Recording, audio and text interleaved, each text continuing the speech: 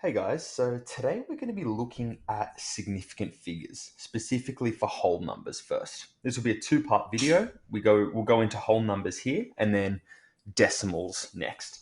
So if you haven't watched my sort of introduction to rounding video that I uploaded before this, I would highly recommend you go watch it just to give you a little bit of context as to why we round, as well as to maybe revise some of the core skills with rounding, because this video is going to assume that you're relatively across rounding, because significant figures and regular rounding, so to the nearest 10, 100,000, 10,000, etc., these skills are going to be applied when looking at significant figures. So significant figures are a little bit different in the sense that the way we're still rounding, but we define significant figures essentially as the most important digits that tell us something about a number, right? So in my previous video, I used the analogy of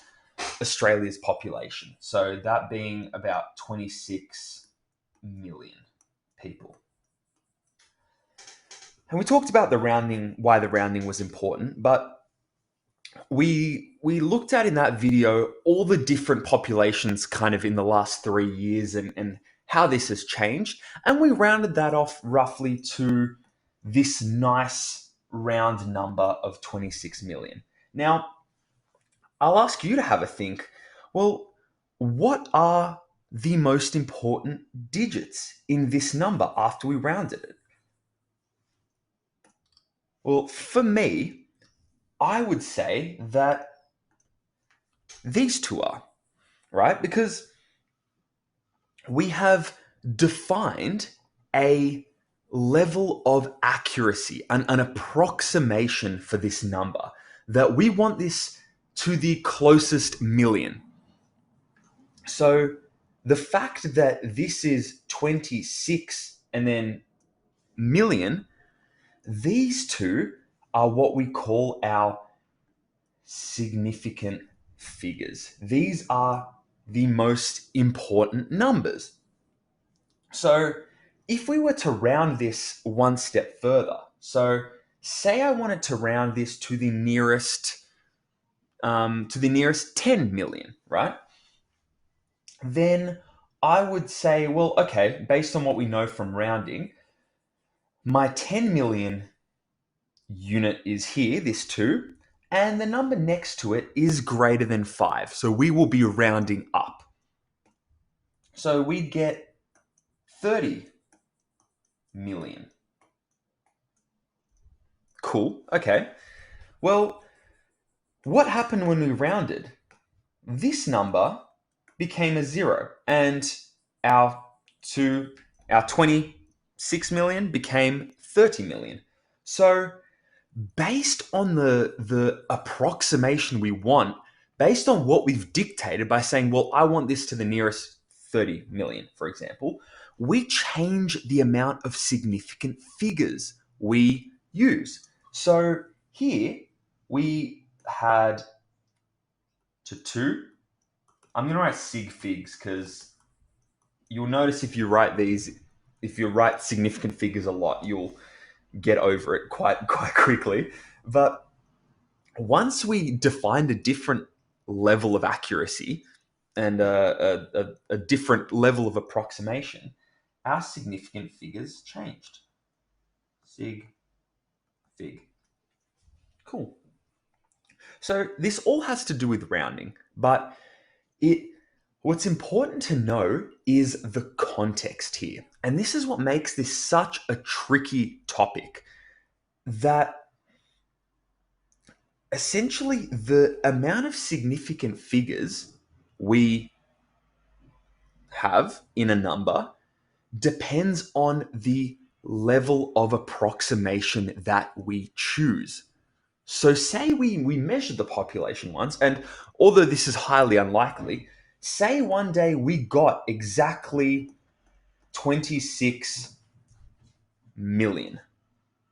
Well, our significant figures for this number, for this exact measurement, would be 8, because that is the exact number. If I were to count the amount of students in a hall and I counted exactly 1,000, that would be to 4 significant figures. But a lot of the time, from what we've talked about before, we like to round. So depending on how accurate we want to get, we will round something to to the nearest 10, or to the nearest 100, or to the nearest 1,000.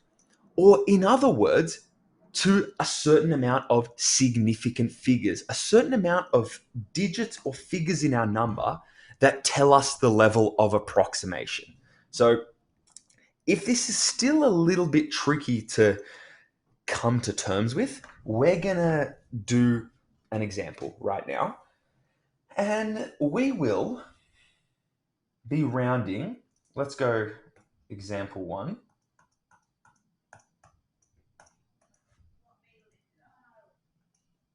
And we are going to round. We'll go this number, 34,519, to a different level of significant figures. And you'll see that this goes very hand in hand to the rounding we did in the last video. So, okay, we're going to round this to, first we'll go to 1 significant figure. Second, we'll go to 2 significant figures, 3 significant figures, and let's go to 4 significant figures as well. Why not? Now, if you want to have a go at this, I would encourage you to pause the video and have a go at it yourself. But I will slowly walk you through this type of calculation now. So, well, we want to round this, right, to a certain degree of accuracy. So we want to round this to 1 significant figure. So essentially 1 important number, and we can kind of gather intuitively that this will not be that accurate of an approximation because we only have 1 significant figure. We have 1 number that is telling us about the rest of the number, right? So, okay, 1 significant figure. Well, this is some number in the 30, well, the tens of thousands range, right? So the most important number to us is the number that's going to get us closest to an approximation close to this. So we're going to look for something, I'd assume, in the tens of thousands of column, right? Because we're approximating, yes. We still kind of want to get close to the number. We're not going to be choosing sort of one of these numbers just yet. We want something in the tens of thousands column because that's the level of accuracy we have specified by looking at 1 significant figure. So, to 1 significant figure, this is our number. This is our important one. So what's the number next to it? This is something less than 5. So using our rounding skills from our last video, we are going to round down. So we are going to say, well, this is to the nearest 10,000, in other words. So our number here, rounded off to 1 significant figure, is 30,000, with this number, this 3, being our only significant figure. All of these zeros aren't that significant to us because we're doing an approximation. So that's kind of like our first rule of significant figures, that all of these zeros after our significant figure are not significant because we have specified the approximation we want to round to. Taking it 1 step further, 2 significant figures. Well, okay, we said we're going to work from left to right because as we go right, we'll get slightly more accurate. So these 2 are going to be in question. More specifically, this one, because that is next to a number that will get rounded because we're looking for something in the thousands here. And this 5 is a number that is 5 or or greater. So this will get rounded up to 35,000. Going one step further, and I think you can see a pattern happening here. Now we're looking at, now we're looking at this number, this 5 here, and we're going to round down. So we have 34,500, I should say. And one more, we're going to go to 4 significant figures. So this is going to be our 4th significant figure. And we see a 9, so we're going to round up. So 34,520. And we'll see this trend, right? The more significant figures we measure to, the closer we're getting to our original number. These are those levels of approximation I keep talking about. This number here to 4 significant figures is way closer to this than our rounding to 1 significant figure. But it's all for our own purpose. What level of approximation do we really want to hit? Now, I'm going to end on one more example because we're going to notice something interesting, because so far we've established that, you may be inclined to say, well, every 0 kind of all the way through here isn't a significant figure. So you may be tempted to say, well, okay, well, any 0 from what I've seen intuitively isn't a significant figure. But I'm going to show you just one example to get you thinking a bit about these significant figures. So we'll go one more, and we're going to round this number, 1,058, to, and we'll go the other way now. Whoops. Let's round this to let's say 3 significant figures first, and we'll work our way down just to mix it up a little bit. And finally, C. Yeah, let's go 1 significant figure too. Okay, so rounding off to 3 significant figures. So I need, going from left to right, these 3 to be, these 3 are going to be telling us the most about our number, aren't they? They're going to be telling it about its value. So this is also like saying to 3 significant figures, well, to the nearest 10. So this is our number in question.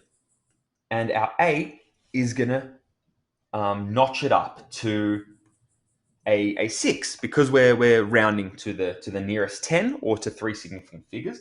So we get 1,060. But wait a minute.